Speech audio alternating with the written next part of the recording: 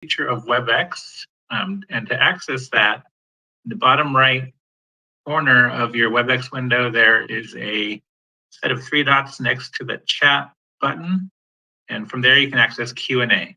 So we'll be taking questions there and be answering those at the end of the talk. With that, I'll turn it over to Jacob. So thank you, Marco. Welcome everyone to today's seminar. It's a different seminar than you're used to. We're using WebEx, but we're also going to use the Metaverse at the same time. We are at a moment in history where technology advancements make space reachable to all. You see this all around us. Now the question is the intersection of the advancements in internet, AI, which is really hot right now, and the metaverse, and how they apply and what promise do they bring to speed up innovation and advancements in the utilization of space, for space, and back on Earth. And more importantly, how will this new technology help us develop bridges and collaborations across the globe? Today's presentation is entitled Space Innovations Labs, Bridging the Gaps Between Ground and Space. And it will be given by Mr. Wasim Ahmad, who's right next to me. Mr. Ahmad is the CEO of Metavisionaries, a company focused on providing affordable access to space economy and frontiers technology internationally. Metavisionaries utilize a combination of virtual spaces such as the metaverse and physical locations, space innovation labs to connect students and partners globally for education and collaboration. He received a master's in pharmacy, and now I'm going to mess this, De Montfort University in Leicester, England. So I apologize for the pronunciation. He's an entrepreneurial, he likes to say he's an entrepreneurial pharmacist. He has started a pharmacy chain 9 years ago, and he's also a director. As part of that, after a while, he got into marketing and technology, and then, of course, now is pursuing space technology and innovation with Metavisionaries. So with that, please join me in welcoming Mr. Wasim Ahmad. Thank you, Jacob. Thank you so much. Pleasure to be with all of you here today, and hopefully the sound and noise and everything is working great. So we'll play it as we go. So welcome, everybody. Thank you so much, Jacob, for the introduction. It's such a pleasure to be here in NASA Ames and being here with our current amazing chief scientist who just finished his podcast in the metaverse. So it's very exciting, and I'm very honored to be here. So let's start, and hopefully you can see the slides. And if anybody can't, then just please let me know. But we'll start with those, and there we go. So topic of today, Space Innovation Labs, bridging the gap between the ground and space. And what does that mean? And what does it mean, not just for today, but tomorrow? So first of all, again, if any of you are looking to join the metaverse, please put it into the chat and we'll send you the link, because we will be delving in halfway down this presentation, where we're going to show you what the capabilities are, what the possibilities are, and where we think the future lies with things like the metaverse and frontier technology. So again, thank you to NASA Ames for hosting us today. It's such a pleasure to be out here, and Jacob and the team has been absolutely fantastic. So here we go. You can see this chart. I think it'll make sense. You look at from where we came from, the steam engine, all the way to the telephone, electricity, computers, and the internet, and where we are today. So let's have a think about this. The rate of change we're experiencing today is exponential, and we know that. But what's different about today is the speed at which it's happening, how rapid this change is happening. By 2040, the rate of change is said to be nearly 4x, so 3 months are going to be equivalent to 3 decades.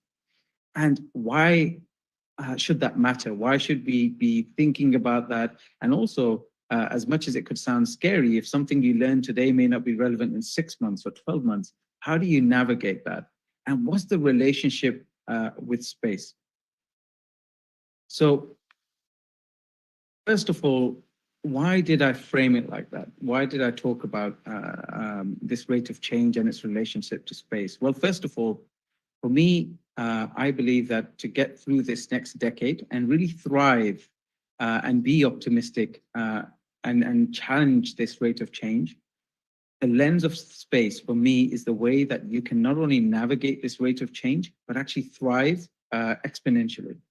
Because you see, space from the very beginning has done a number of things that really changed the landscape in terms of how we utilize technology and the impact, not just for space, but for the Earth itself. So for those of you who keep asking or say, you know, why is he talking about space? How does it impact us? Well, first of all, let's put this into perspective. First of all, accelerating innovation. Space has been the means through accelerating not only innovation, but also it facilitates collaboration. It also means you're able to advance research and develop new applications. It's also very competitive, so it means that you have to stay at this rate where you're constantly trying to strive ahead, and that it innately always means that whatever you're doing as an individual, as a business, as an organization, you get to stay ahead. And the rate at which you develop these technologies and the technologies that come out of this process of competitiveness and innovation, it creates new revenue streams. And we'll be showing some of that as we're going through this presentation. Of course, also, there's no new learning opportunities. You get hands-on experiences set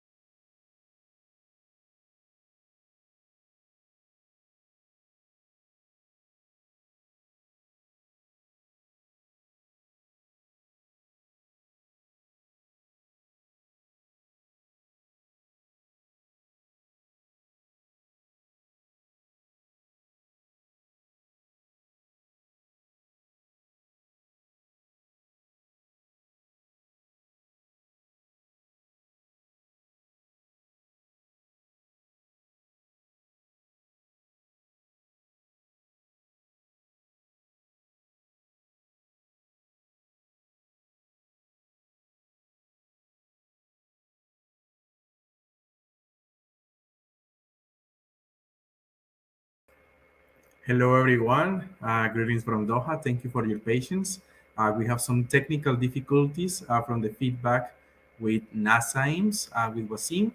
We will be back soon. Thank you for your patience.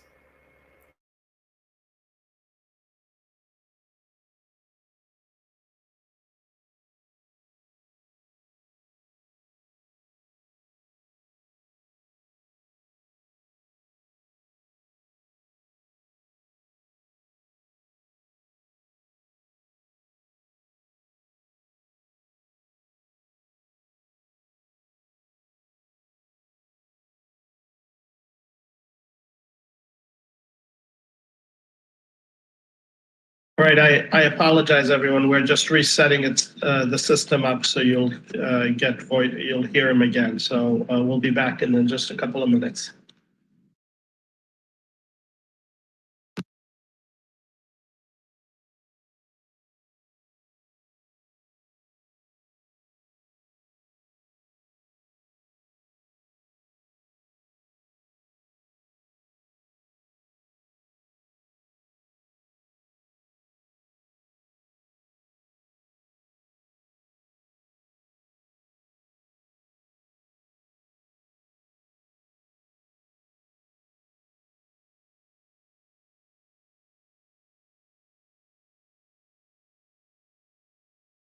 Okay, test 1 2 1 2. I don't know where we cut out, so just let me know.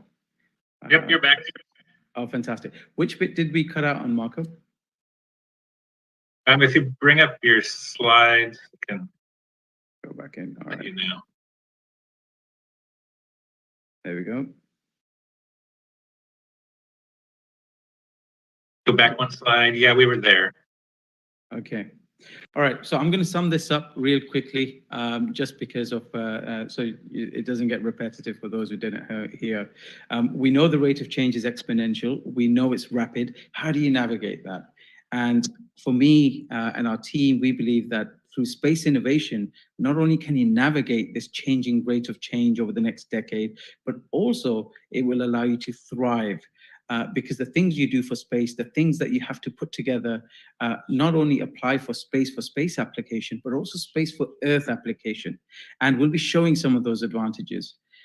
Now, when we think about space, some of the reasons why a lot of people struggle with what we can do there and what we don't is not necessarily that they don't have the will to pursue a career in space or think about how they can utilize it for their businesses or what they're doing today.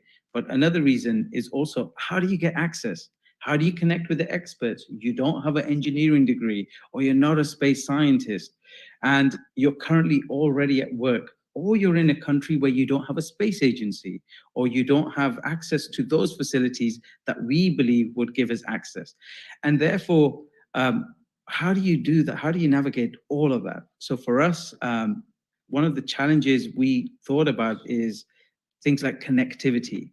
And even if you are able to connect people, how do you make sure it's scalable and accessible? And this was not possible until we had something like the metaverse and AI all coming together, allowing us to really push those boundaries in how we connect and how we interact. So today I'm going to introduce you to Space Innovation Labs. And our goal is to connect communities all around the world by building physical space innovation labs, which give you direct access to the International Space Station through our joint venture with our partner Space Applications.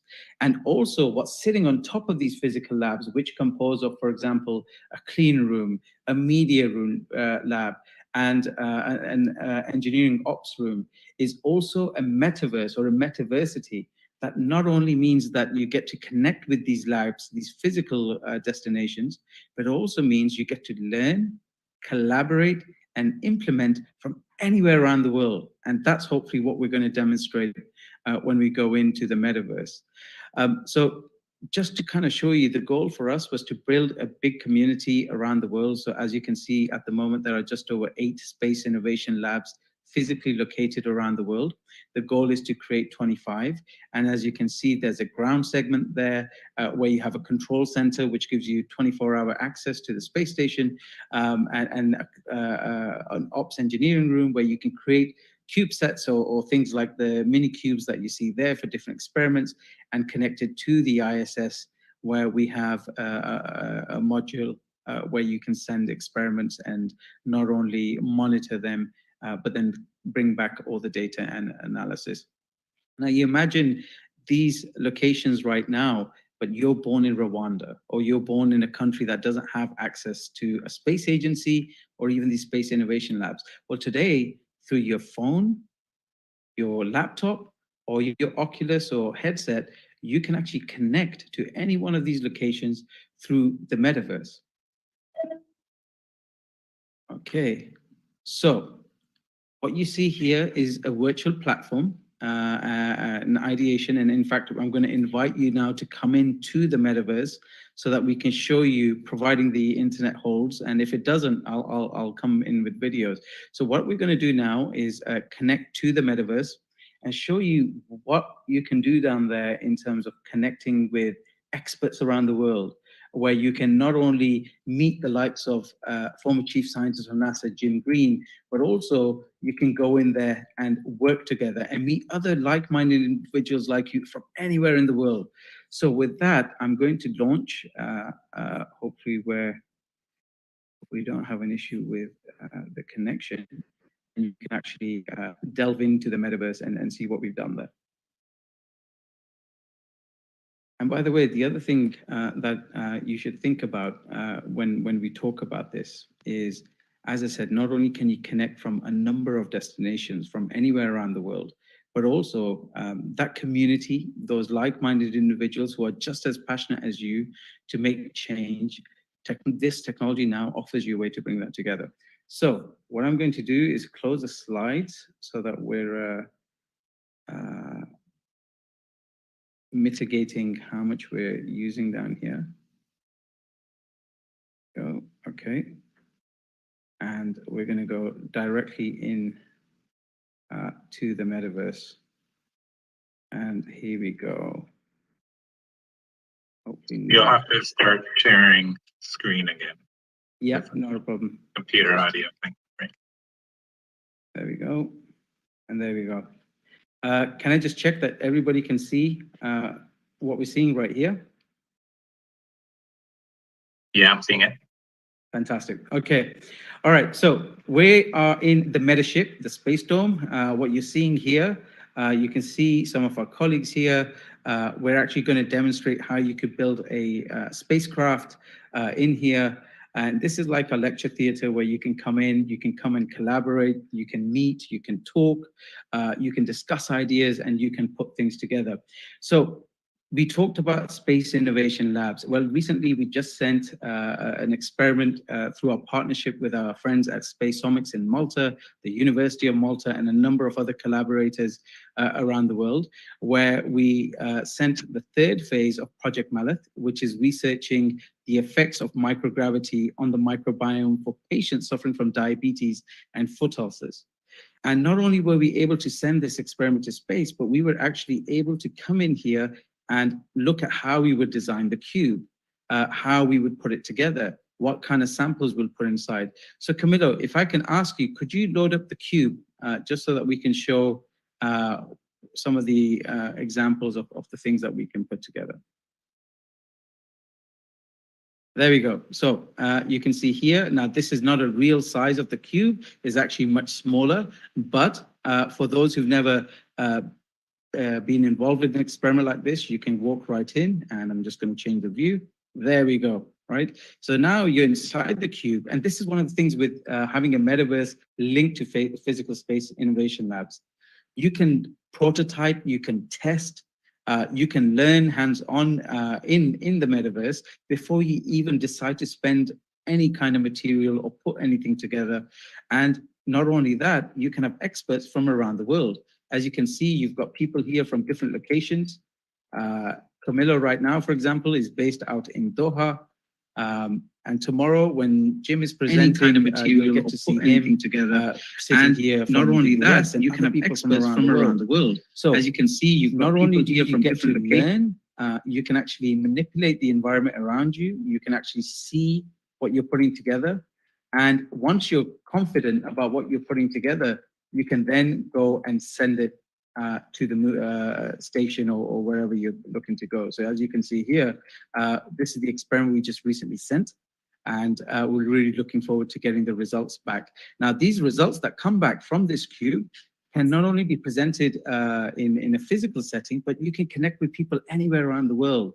And the difference between doing this in Zoom or a 2D based online platform compared to the metaverse is the interactivity, the ability to actually manipulate the environment around you, and also having experts from all around the world in the same facility. And you're able to actually, for example, go on a side and have a private conversation. So these are just some of the things that you can do. So Camilla, if you can get rid of the cube.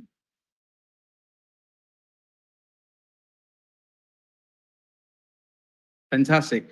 Now, Camilla, if you can come over. All right, if you want to introduce yourself to everybody. Hi, everyone. Can you hear me? We can hear you. So Camilla, tell everybody where you're based and your background. Hi, I'm Colombian. I'm a space engineer. In fact, actually, 10 years ago, I did an internship at NASA Ames. So it's actually very great to be today with you guys, although in the metaverse. But I'm joining you today from Doha in Qatar. Fantastic. So I would like to show you how we can build this CubeSat in the metaverse. So fantastic. So everybody, let's have a look at the parts. And again, this is just one example of some of the things you could do from a practical setting. So you can see that we're able to pick and maneuver these parts. And Camilla's now going to demonstrate exactly how you can, for example, put a CubeSat, for example, together. Or so this is a 3U CubeSat, but of course, like it's not the real size. It's like maximized, just like for education purposes. But then, like the cool thing is that we can just take the part and then like manipulate it, like like. We can do like cool things that we cannot actually do with the real parts because we can break them.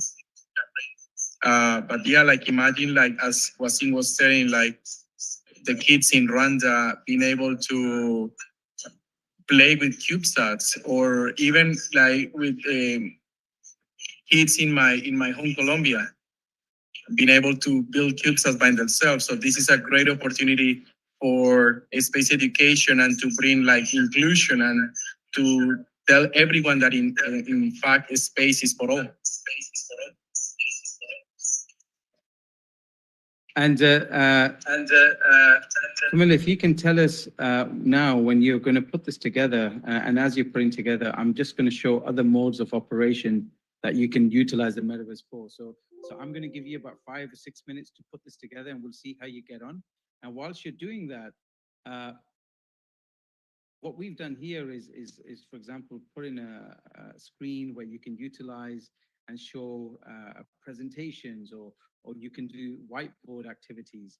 But the key is, again, the ability to bring things together, manipulate them, and have experts anywhere from around the world all at the same time. And then you can combine that with the physical space innovation labs, where you can combine those ideas into practical solutions. And I'm going to now just share another video. What you're seeing currently is a multi-user metaverse experience where you have people from different backgrounds come in, and they can come and they can educate, talk, collaborate. But on top of that, you have what we call the industrial application of the metaverse, which sits absolutely perfectly with these physical facilities. Now, I'm going to play you a video from NVIDIA showcasing how you can predict accelerating extreme weather using machine learning, and how you can then visualize it, for example, in a setting of the metaverse. Climate change is making storms both stronger and less predictable, leading to more fires, floods, mudslides, heat waves, and droughts. Atmospheric rivers are enormous rivers of water vapor in the sky, each carrying more water than the Amazon. They provide a key source of precipitation for the western U.S., but these large, powerful storms can also cause catastrophic flooding and massive snowfalls. NVIDIA has created a physics ML model that emulates the dynamics of global weather patterns and predicts extreme weather events, like atmospheric rivers, with unprecedented speed and accuracy. Powered by the Fourier neural operator, this GPU-accelerated, AI-enabled digital twin called ForecastNet is trained on 10 terabytes of Earth system data. Using this data, together with NVIDIA Modulus and Omniverse, we are able to forecast the precise path of catastrophic atmospheric rivers a full week in advance. ForecastNet takes only a fraction of a second on a single NVIDIA GPU. That's a staggering 5 orders of magnitude faster than traditional weather forecasting models. With such Now, what you saw there is an example of an industrial application of Metaverse or the Omniverse, and the ability to mimic the physics, the chemistry of materials, or predicting weather patterns, or looking at what would happen, for example, in an environment like microgravity. I mean, this is just one application, and the ability now to scale and allow people from whatever background you are from to not only learn at a speed that's rapid, but also being able to then put that learning and those collaborations through, for example, these space innovation labs globally is life-changing. And it wasn't possible before because you could not have done one without the other. So we're going to quickly go here and see how Camilo is getting on. And we can see that he's putting together. Now, if you look here, the ability to teach even a 7-year-old the basics of putting together a spacecraft design. And for a lot of these kids, it's like playing a game. I mean, the amount of acceleration in terms of knowledge transfer, it can be absolutely exponential. And combine that then with the ability to learn from experts around the world and then actually implement it. These are just some of the things that the metaverse can apply, and combine that with the physical setups. You have a complete ecosystem, which can lead to not just solutions that come on the whiteboard, but also actually end up going somewhere, and you find new entrepreneurial endeavors all around the world. So Camilo is doing a great job here. I can see he's nearly done with, I think he's got. How does it look? Looks fantastic, Camilo. So, so how long did this take you? I guess a couple of minutes whilst we were looking at. Well, yeah, I mean, this is just like for, like to make it like super fun and teaching kids or students, engineering students, how to do manufacturing integration and testing of a CubeSat will take us longer because we have to, the idea is to make it as precise as possible and to real as possible as in the real world. So those are like the cool things and the flexibility that the metaverse bring to us. I can take this massively expensive equipment to any person and to allow them to build a completely functional CubeSat in a matter of minutes in the metaverse. Fantastic, thank you. So I hope you've got to see what the potential is. And I mean, the technology is going to get more refined. How do you enter in this environment? You can come in again through a headset like an Oculus or a Hive. You can come in through your laptop, or you can come in through your mobile phone even. And that's very important, especially for those who may not have access to an Oculus or a laptop that allows you to enter this world. So these are just some of the things that technology is doing. So going back to the first part, we mentioned how technology is changing exponentially. And that rate of change is so fast. How do we navigate it? Well, the metaverse is just one technology, which we feel allows you to navigate that change. And hopefully when you have some questions, we can talk about some of those advantages. The advent of artificial intelligence, you saw, for example, the video of predicting accelerated extreme weather, and the fact that you can actually learn in time in an environment like the metaverse, which is completely virtual, visual, and immersive, and then take that data and then apply it physically through something like the Space Innovation Labs. So I hope you've enjoyed the talk, and hopefully you were able to see how even having a small cube like diabetes and being able to send that to space whilst also learning about it in the metaverse is just one example of how these exciting technologies are going to really change the way we work, learn, and collaborate.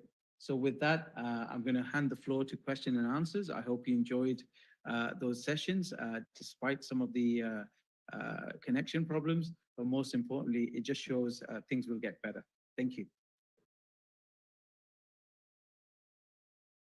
Thank you, Wasim. So to start questions and answers, I do want to ask a general question, not of you, just you gave a link for people to connect into the metaverse. Yep. Did anyone try to connect, and were they able to Yeah, it's okay. to connect there?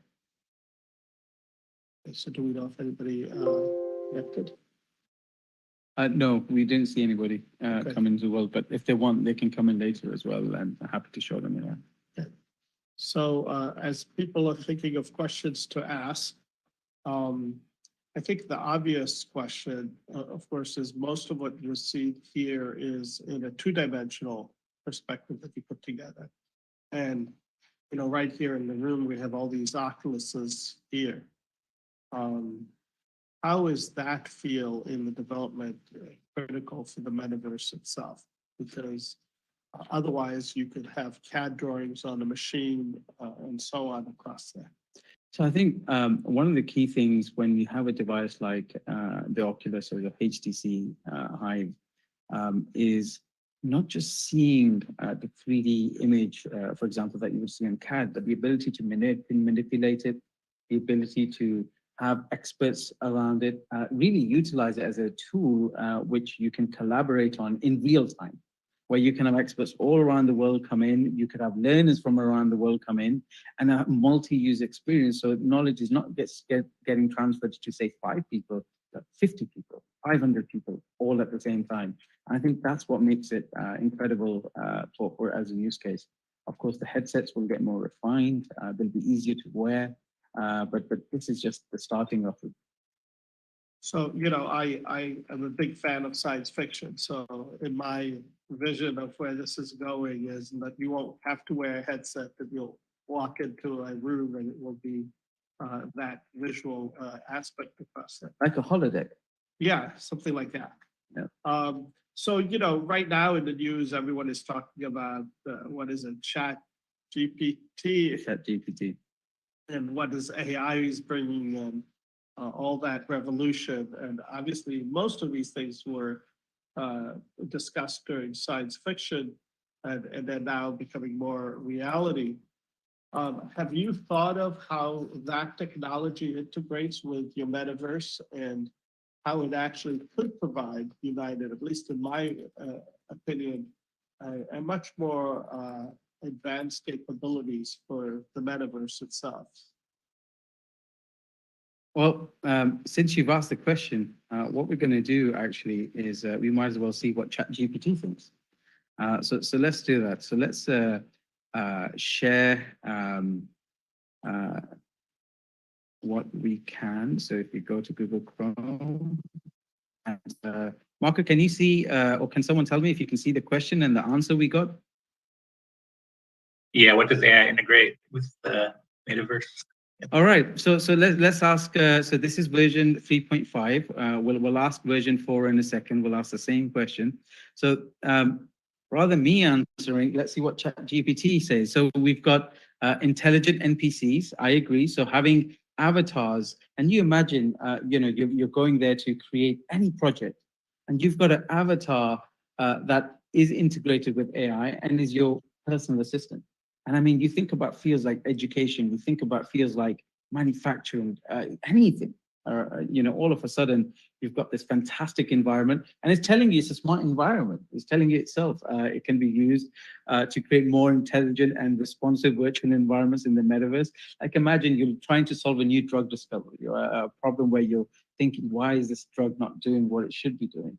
I mean, you've got this great environment that can put that together. And machine learning, it means that constantly the avatars could continuously learn, the environment could continuously learn.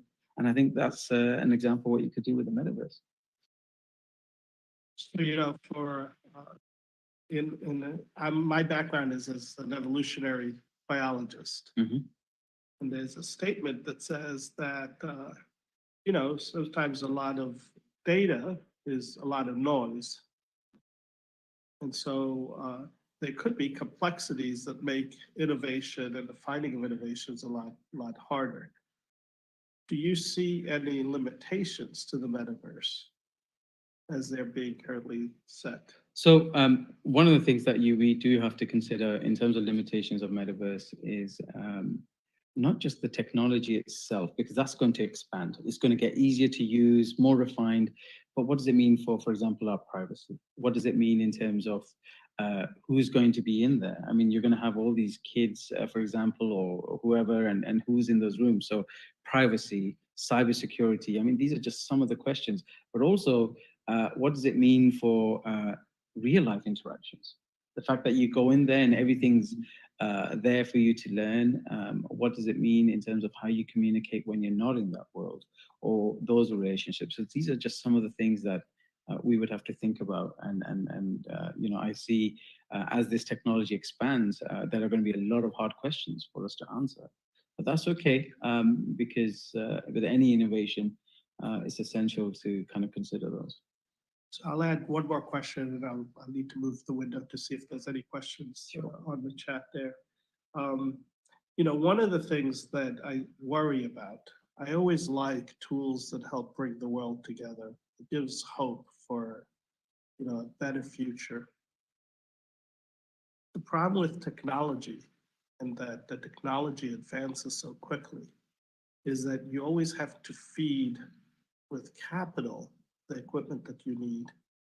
And so I worry sometimes that this technology, while has a lot of power, limits the capability of one group across the globe versus others. And then we'll create some sort of a class system across the globe at this point as we go forward.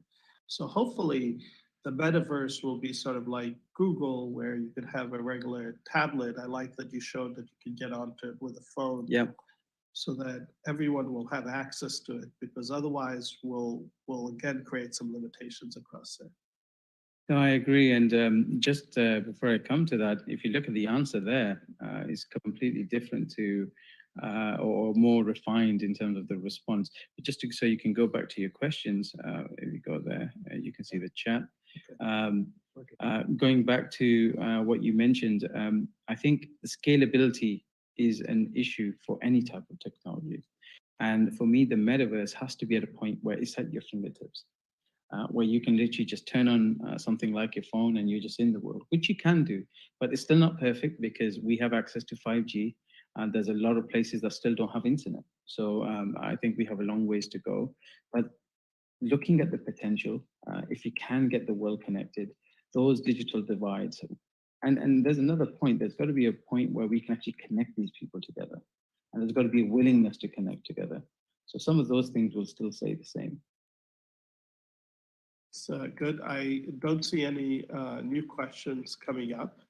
I will say, we've got to look at that other window also, just in case. I will say that I see a lot of potential in this. I think obviously there's a lot more to learn on where we use. You know, I think tomorrow Jim Green will give a talk and we'll show some more utilization of this platform. The other thing, and the reason why I was so excited to also have this here, is that we're going to a workforce that is in place, telework and remote work. And this capability could allow a much more robust social interaction, at least the potential for it to be much more social interactions than we currently have. And maybe we could have a virtual poster session at one point here at Ames using this type of environment. I'll let you give a few more comments, and if there are no more questions, I'll thank everyone. So. Sure. I mean, the topic we started with is Space Innovation Labs, bridging the gap. And some of the things that Jacob just mentioned right now, for example, is, you know, how do you ensure that the majority gets that access? We've talked about, you know, the technology divide and scalability and access. For us, these physical units, Space Innovation Labs being placed around the world, combined with the metaverse, especially as it gets refined, it means you get to connect with, I mean, I grew up watching Jim, right? And today I get to chill with him, right? It's like, I spoke to yourself. I mean, you know, these interactions are so important. And something like the metaverse makes it possible. Like, it's not every day I can fly, you guys are everywhere. But today we can talk.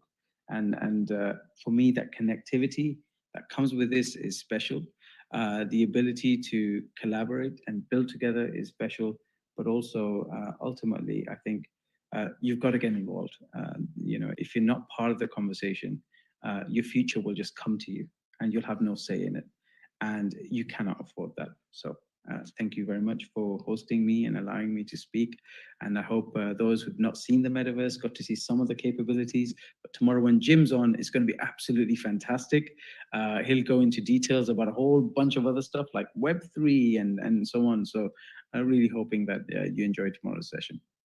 So again, thank you very much, Wasim, for an excellent talk. I really enjoyed this and really enjoyed playing with all the toys and tools that we have here.